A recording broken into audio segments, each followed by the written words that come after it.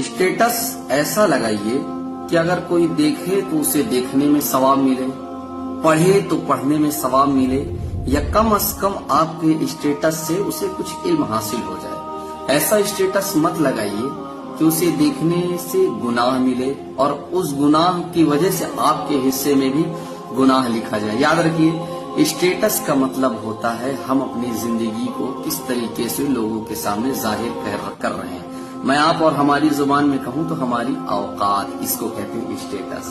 अगर हम अपने स्टेटस में नाच गाना या कोई ऐसी हराम चीज लगाते हैं तो दूसरे के माइंड में ये सारी चीजें सबसे पहले आ जाती हैं कि सामने वाला इंसान और उसकी सोच अच्छी नहीं है।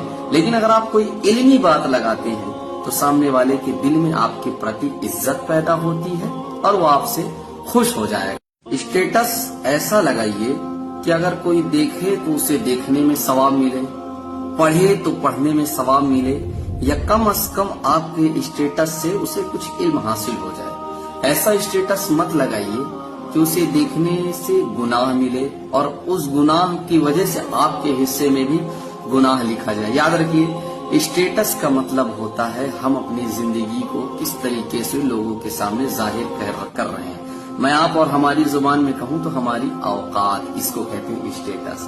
अगर हम अपने स्टेटस में नाच गाना या कोई ऐसी हराम चीज लगाते हैं तो दूसरे के माइंड में ये सारी चीजें सबसे पहले आ जाती हैं कि सामने वाला इंसान और उसकी सोच अच्छी नहीं है। लेकिन अगर आप कोई इल्मी बात लगाते हैं तो सामने वाले के दिल में आपके प्रति इज्जत पैदा होती है और वो आपसे खुश हो जाएगा।